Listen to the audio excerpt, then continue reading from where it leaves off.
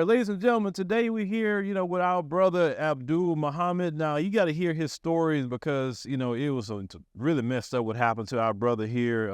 You was a principal, correct, at the school in Chicago? Yes, sir. Lindblom Math and Science Academy in Chicago. Okay. So tell us the story, what happened. Okay. So, Brother Phil, first of all, thank you for having me on your show. And what happened with me, I've been an educator for 29 years. 25 years of that has been in Chicago public schools. I've been in some of the most challenging environments in the city of Chicago, serving our children, and in a lot of those environments, mainly Black children. And this year, or I should say last year, 2022, I was selected by the Black LSC, because Lindblom is a Black school, 75% Black. It's in a Black community. It's in Inglewood, in Chicago. And the LSC selected me to be the principal of Lindblom. Lindblom is one of the top schools in Chicago and one of the top schools in the States. It's ranked number 8 in the city, if I remember correctly, and number 22 in the state. So this is one of the top schools in Chicago. There were people in Chicago public schools, when they found out that the LSC selected me to be the principal, there were people within Chicago public schools. One, his name is Devin LaRosa. He was my network chief. He had a problem with them selecting me to be the principal. And another lady named Latasha Williams Ford. These were some of the people who we know because we have testimony from the actual LSC members. When they selected me as the principal, they wanted the LSC to start the selection process all over again. And the reason that they wanted them to start the process all over again is because of my religion, because I'm a Muslim, because I'm a member of the Nation of Islam. So there were calls, there was pressure being put on the LSC members to start this process over again. They stood strong. They made their selection. So we started the school year. CPS did a lot of underhanded things, tried to undermine everything that I did. To make a long story short, you had 7 white teachers and a Black clerk. Even though the school is a majority Black school and it's in a Black community, 90% of the teachers there are white. Unfortunately, right. So that's by design. Right, absolutely. And these are some of the brightest students in Chicago. So the 7 white teachers got together with a Black clerk and told over 83 lies that we can prove that they're lies. We have it documented, to the CPS law department, to the network chief. And on March 31st, they removed me from the school based on the lies of these 7 white teachers. And they did not provide any evidence of what they said. They just said it. And the law department went with what they said. And on March 31st, they removed me from the school. Oh, so they went with "I'm white and I say so." They went with "I'm white and I say so." And I have the investigative report. They don't have any documents. They don't have any evidence that I did these things. It's just their word. "I'm white and I say so." And because they said it, the white investigator, her name is Kelly Tarrant, the white investigator took everything that these white teachers said as facts. The only person, if you read the investigative report, the only person that she fact-checked was me. She didn't fact-check anybody else. Let me give you an example. One white teacher by the name of Ian Brannigan said that on December 22nd, there was the first snowstorm in Chicago, December 22nd of 2022. And so we had a lot of teachers call off that day. A lot of students were absent. That was a Friday. So Ian Brannigan lies to the law department and says that when Mr. Muhammad came to school on that day, he showed up late and he didn't do anything to help the students, right? So Kelly Tarrant and the law department didn't fact check that. So I fact checked it. I went and looked inside of the swipe time, the times people swipe in, that, any investigator would do that. I swiped in on December 22nd at 7:46. Mr. Brannigan swiped in at 7:47. The law department did not fact check anything that any of these white teachers said. They took everything they said as actual facts. Well, you mentioned they had a problem with your beliefs. Yes, sir. Do you have anything documented that says that? Absolutely. We have a teacher Facebook chat where they're in the Facebook chat talking about my religion. We have emails that show that even before I got to the school, they were emailing the network chief and other people talking about my religion. So that's documented. We have the members of the LSC who receive phone calls from people in CPS, and in these phone calls, they're asking them, "Why are you hiring this Muslim? So all of this is documented. All of this is evidence that we have to show that this was the cause or the root cause behind what happened at Lindblom. There was other layers to it, but that was the root cause of everything. And when you mention CPS, you mean Chicago Public Schools. Chicago Public Schools. So people hear CPS, they think of Child Protective Services. Right. No, CPS, Chicago Public Schools. Okay, Yes. so, and correct me if I'm wrong, but doing that would be a violation of the Civil Rights Act of 1964? Absolutely. Because there's a clause about religion. Right. So religion is a protected category. So yeah, this is something that, and that's part of what we're fighting with. That's not the only thing they did. That was just the beginning. So for example, when, and so your listeners understand, when a principal is selected, everything is in the public. So they have public meetings. They have what is called a forum, a principal forum, where they bring the candidates to the forum. And the public gets to question the parents, the teachers, the students, the community. They all ask questions of the potential candidates. I participated in several of these. Everything is done in the public. The day of Lindblom's forum, and the video is on their website. The day there were 2 candidates. They started out with 11 candidates in the principal selection process. They narrowed it down to 2, myself and another sister. The day of the principal forum, the other sister drops out of the race to be the principal of Lindblom. So I'm the only candidate. I come to the forum, and for 2 hours, I answer every question that they asked. Now, at the end of the forum, what's supposed to happen is there's supposed to be a public announcement. This is our candidate. This is who we're moving forth with, right? But that didn't happen at the Lindblom Principal Forum. The moderator came to me. Her name is Ms. Wheatley. She's an LSC member. She came to me and said, well, there's something going on. We'll call you and let you know what our decision is, right? So what I didn't know at that time is that when I became the only candidate, that is when the LSC members started to get calls. And what they were telling them, Mr. LaRosa, who is the network chief, Miss Latasha Williams-Ford, who works in the Office of LSC Relations, they were telling the LSC members that they need to start the process over again, that they need to bring in new candidates. You can't go forward with Muhammad, right? So this was the thing that was happening behind the scenes. So if you look at that principal forum, they never made an announcement. They just emailed me and said, you're the new principal. But they never made a public announcement that I would be the principal at Lindblom, as is done in every other forum. Did he give you an explanation why? So at that time, I didn't know, right? At that time, Ms. Wheatley just said there's something going on. But what we found out later, what was later revealed is that these people in CPS, Latasha Williams-Ford and Mr. LaRosa and other people, were trying to put pressure on the LSC to start the process over again, because they did not want Abdul Muhammad to be the principal of Lindblom.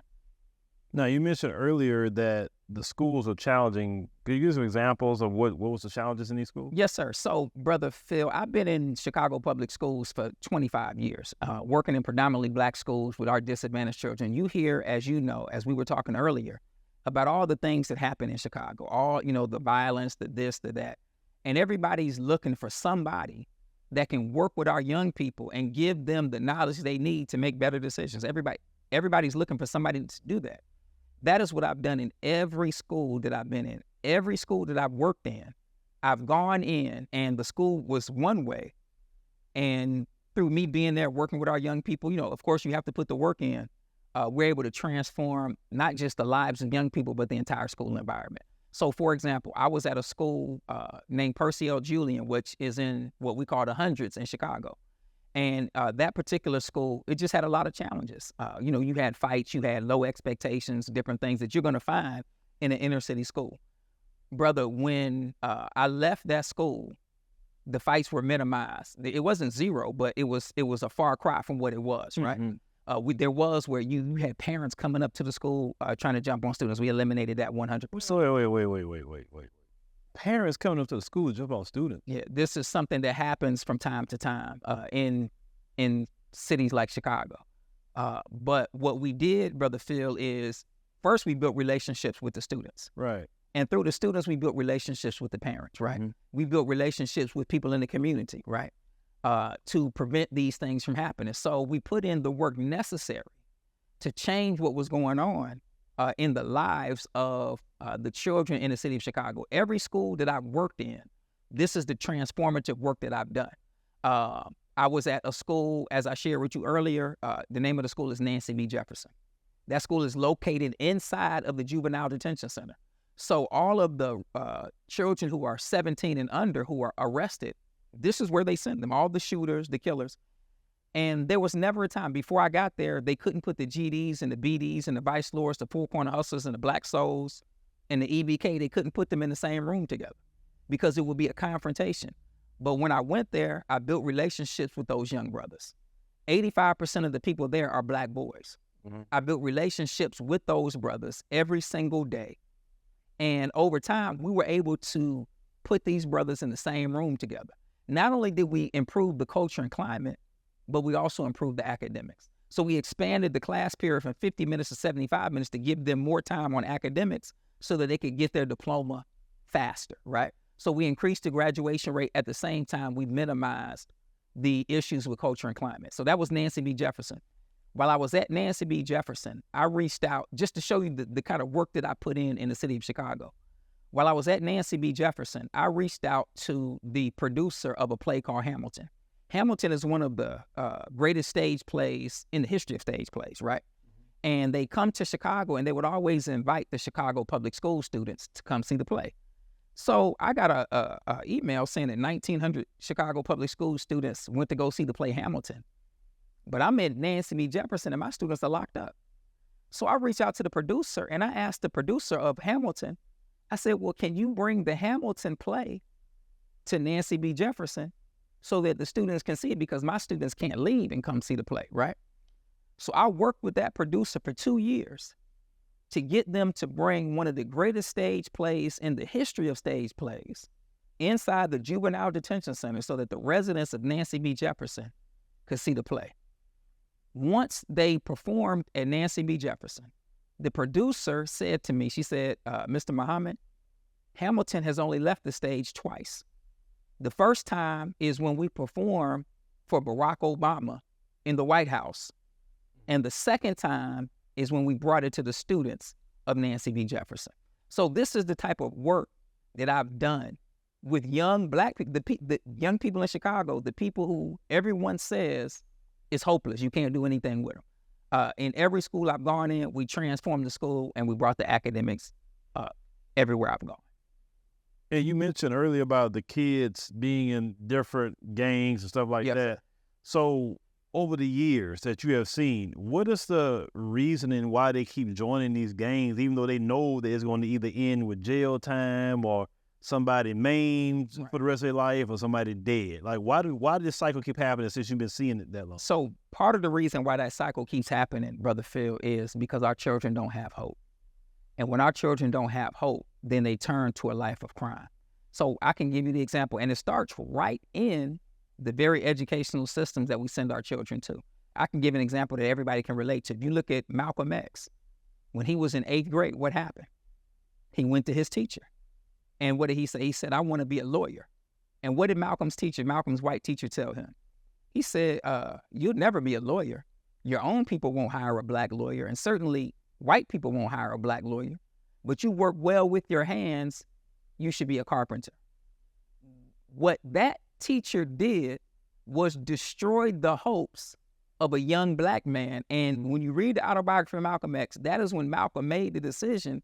He didn't go to the 9th grade, right? Mm-hmm. He dropped out of school at the 8th grade because that teacher destroyed his hopes and he turned to a life of crime. And if you read the autobiography of Malcolm during that time where he was Detroit Red or Dirty Red, he lived a life of hopelessness, not caring about anybody else and not caring about himself, right?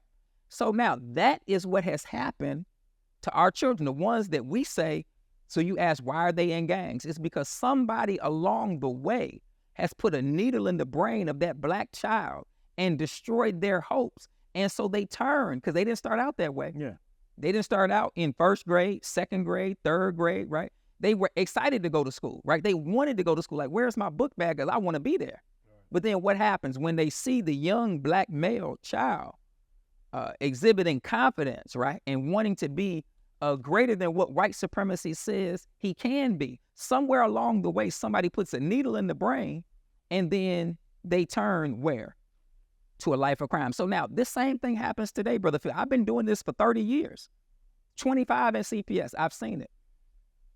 Most teachers are not going to come out and say, you'll never amount to anything. They're not going to verbally say that because children today are more sophisticated. They'll go tell their parents, right? Oh, yeah. But if you go to a school, like you have parents, your child comes home and they ask you, well, what did you learn? And your child says nothing. You think they just exaggerating, but no, that's exactly what's happening in some of these schools.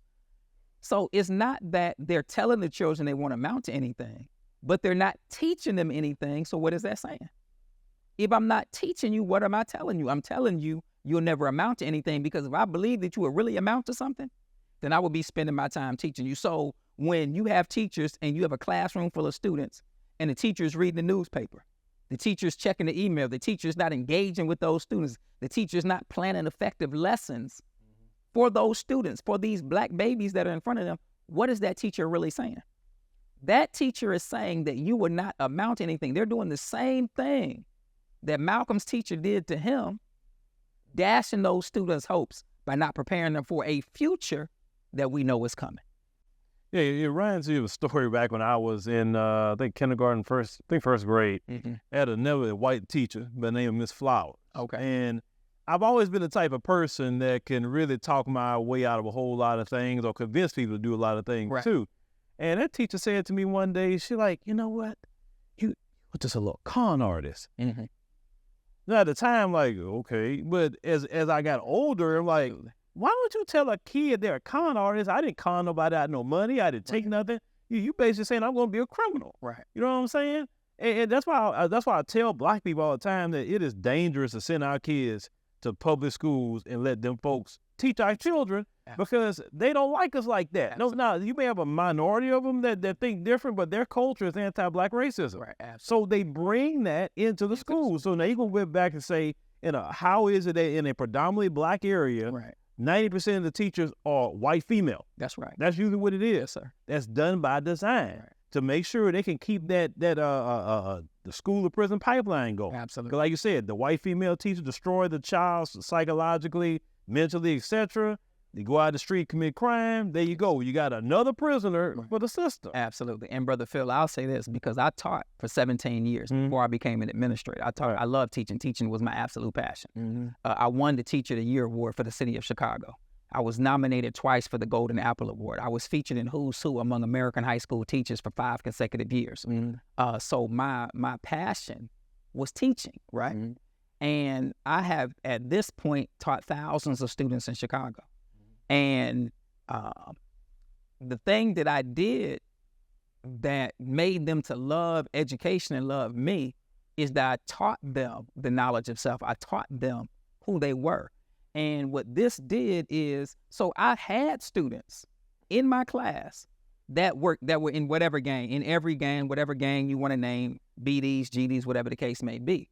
But from being in my class, they decided to take a different route because what I taught them gave them hope and gave them life. This is not what they want in Chicago public schools. They want, as you said, a school to prison pipeline. They don't want somebody that can come in and destroy the pipeline as I was doing in every school, not just one school, every school that I've ever been at. The work that I've done has destroyed the school to prison pipeline. And I have the thousands of students that I've taught that can bear witness to the work that I've done because they're not in prison. All of them are doing something productive. You're going to interview one today. But that is because of what I taught them, and what I taught them gave them hope. And it only underlines your point that we need more educators in our schools that are teaching our children who they are and not putting a needle in their brain and destroying their hopes for the future. Yeah, because some of my greatest teachers I ever had were black teachers. Not because I felt the black teachers cared more about me. They understood where I come from in the community. I can go talk to them about different issues. But the white teachers, like I said, I had a few here and there was okay, but they never really understood us like that. Right. You know, or let's say if something racial do pop up, they always gonna feel some sort of way about it because even if they quote unquote not racist, they people are. Right. So they gotta play that allegiance, to white supremacy. So, and I'll say this to your point, Brother Phil, in this situation that happened with me at Limblom, because what we haven't talked about is all of the underhanded things that these white teachers were doing. It was 7 white teachers, and they were doing all types of underhanded things. They had a plan, and their plan was to create as many public failures as possible. So they would do all of these underhanded things, all which we documented, right? Tell lies to parents, tell lies to students, try to create disruptions at public events, right? This is what these white teachers were doing, right? But now, to your point, there were other white teachers that came to me and said, Mr. Muhammad, I've never seen them treat anybody like this before. But what they didn't do is they didn't speak out against their white brothers and sisters who were doing all of these underhanded things. So it's just like when our people were lynched, right? There were always some white people who didn't participate in the lynching, but they didn't do anything to stop it. You see what I'm saying? Yeah. So, and that's the dynamic that we're dealing with. There is an assault on any strong black male educator because they don't want that example. And when I say they, I'm talking about Chicago public school officials. We have their names. They do not want strong black male leadership in front of black children. So one thing that came out of this whole thing that we found out is that 8% of the principals in Chicago public schools are black males. 8%. But there's 70% of the principals that are removed from Chicago public schools. Now, Chicago public schools they'll lie to the public and say, well, 44% of our principals are black. But the Chicago public schools don't hire principals. The LSC hired me. But Chicago public schools did all of these underhanded tactics to get rid of the black principal that the LSC hired. So even though we have 44% black principals in CPS that's hired by the LSC, CPS is using underhanded tactics to remove these principals. And it's not just me, Brother Phil. What my case happened, what we found out is that this was happening with other principals right here in Chicago. So we have Principal Gerald Morrow, who is the principal of Dunbar High School. Same thing happened to him. They came with charges. He doesn't even know what he's charged with, right? He's been out of his school, Dunbar High School, which is on the south side of Chicago, for 8 months, and they haven't even told him what he's done. Kimberly Gibson, who was the principal at Harriet Tubman, she was removed from her school under these same type of false allegations. And so what we found out is that there is a concerted effort from Chicago public school officials to remove black principals, but specifically black male principals. That's not an opinion. That's an actual fact. Well, I mean, but that's been the policy of America. They don't want to show strong, straight-laced black men doing anything great, especially in front of our children. Absolutely. Because if the children see, okay, I got a brother up here, he's straight-laced, he clean-cut, he's successful, he's doing good, well, shoot, man, maybe I could do the same thing. Absolutely. Versus, yes, sir. Yeah, versus, looking up to the local drug dealer or the gangbanger on the streets, and that's what they want. I mean, this is all done by design. Yes, sir. It's all designed to try to put our children into that plantation called prison. Yes. That 13th Amendment, which I wish more people would teach that in all over, that 13th Amendment still allows slavery. Right. And I really believe we need a new movement to get rid of that slavery clause because that's what keeps them incarcerated. Because I interviewed a brother, CEO Robert Hockley, and he talked about how he picked cotton in prison. Literally cotton. We were picking cotton in the 90s, but still picking cotton. And it's legal. Right. Yeah, one of the things you mentioned, Brother Phil, is about being straight-laced. So when I first got to Limblom, so one of the issues, my religion, of course, was an issue. But when I walked into the school, I found out that there were illegal things happening, right? So, for example, we had 3 teachers at the school that had school funds, which is black folks' money, right, in their personal bank accounts. So, exactly. Now, I got to say that, let me preface what I'm saying. So I'm the first principal that's been removed for doing what's right. Everybody who did all of these things, they're still working for Chicago Public Schools. And we have a list, Brother Phil, of the things that happened. We have documents to prove everything that we're saying. So when I get to the school, I'm new. Like, I'm the new principal of Limblom. And when you're new somewhere, you don't know everything that's going wrong or being done wrong when you walk in the door. As you're doing your job, you figure things out, right? Things come to your attention and you deal with them.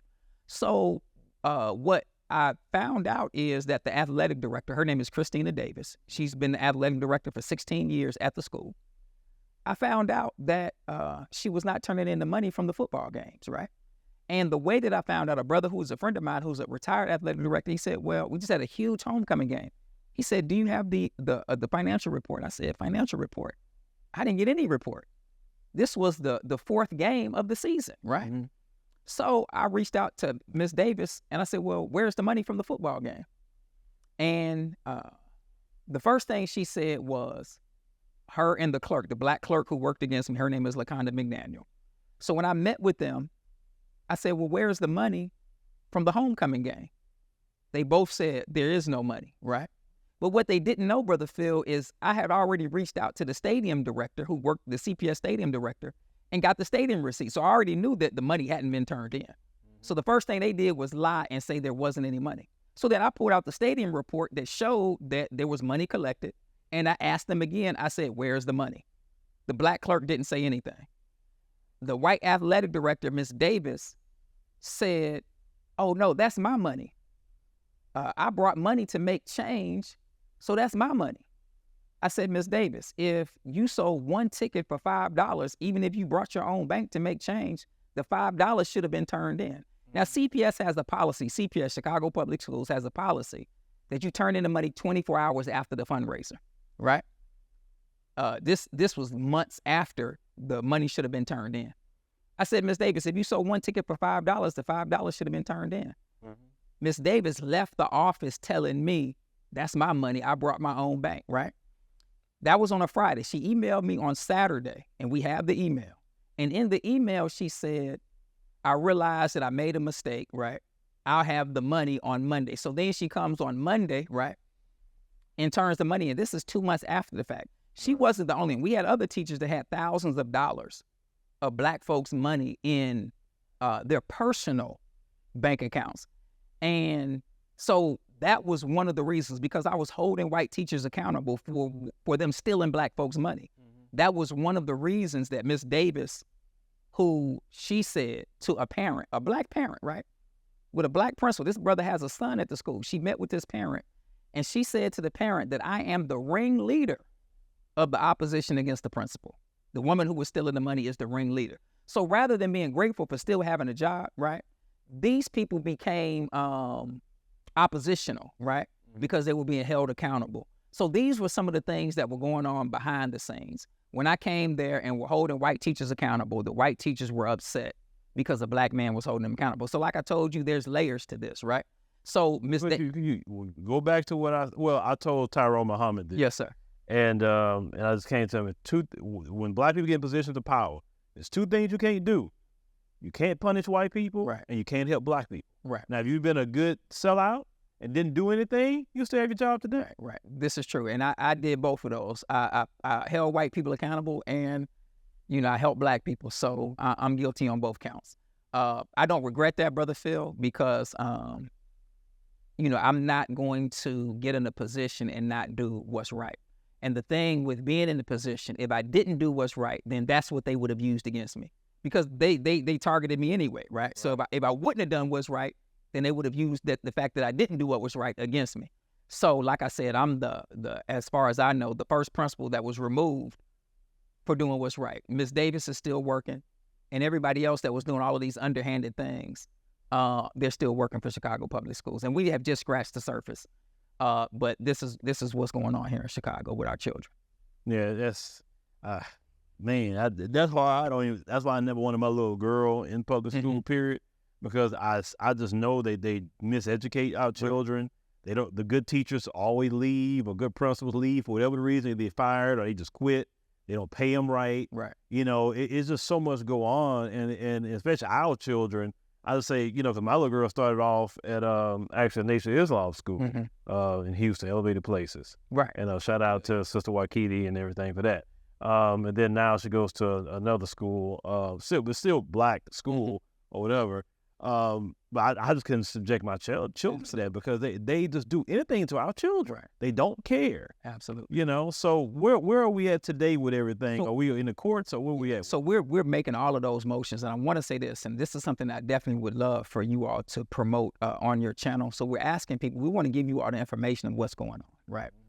We want everybody to understand that it's an assault on Black principals, period. Not just me. I'm one of the many Black principals that they removed from the schools so that our children wouldn't have good leadership. So we're asking people to support in 3 ways. We want people to go on the website, justiceforabdulmuhammad.com. On the website, justiceforabdulmuhammad.com, you can register for the website and also sign the petition, right? There is a GoFundMe on that website. So if you can donate to that GoFundMe, we definitely want people to donate to the GoFundMe, right? And then right on the website, justiceforabdulmuhammad.com, there is a link where you can email the mayor of Chicago, because the mayor, at the end of the day, is the ultimate decision maker when it comes to Chicago public schools. He's the decision maker, so you can send an email directly to the mayor. All you have to do is click on his name. The email is going to populate, and you click send. You don't have to type anything. It's all right there. So this is some of the things that we're asking people to do. Go on justiceforabdulmuhammad.com, register, sign the petition, donate if you can, but then right from that website, you can send an email to the mayor. And the website gives you a lot of the background information as well as some of the videos that are related to this case. So as you may know, we have Attorney Crump that's working with us. So Attorney Crump, he was here for our press conference on July 6th, but we've also been meeting with his team weekly, just, making the progress and making connections to push things forward, right? Of course, we do have a team of lawyers, like the brother who is over the Principals Union. His name is Troy LaRaviere. So he has lawyers within his organization, the Principals Union, as well as other lawyers that we're working with individually with Attorney Crump. So we're pushing forward on the legal side, but we're also pushing forward as far as informing the public, letting the public know what's going on. So we have quite a few videos on YouTube that kind of break down what's going on with Black principals in the city of Chicago. Okay, what YouTube channel is on? It's on the Principal Union president. His name is Troy LaRaviere. It's on his channel. And I can share the links with you, and so you'll have those links for all of that. In fact, I think they're in the email that I gave you earlier. I would say, ladies and gentlemen, make sure you go and check out all of that. Go to the website, justiceforabdulmuhammad.com. People in Chicago, get involved in your public school system, because these people, this is why they mess our kids up. You want to know why they get into degeneracy? A lot of times it comes from those schools. So, help our brother here, with his situation, because he's only one of many. We know this. So the brother Abdul, thank you very much for joining us today and give us all the information that we need to know, because people in Chicago do watch this platform. Absolutely. And, that way they can know what's going on. Because sometimes they may say, I didn't even know that happened. So, right. I'm glad you came by and told us. Yes, sir. Thank you. And I thank you for your time, my brother. Yes, sir. Yes, sir.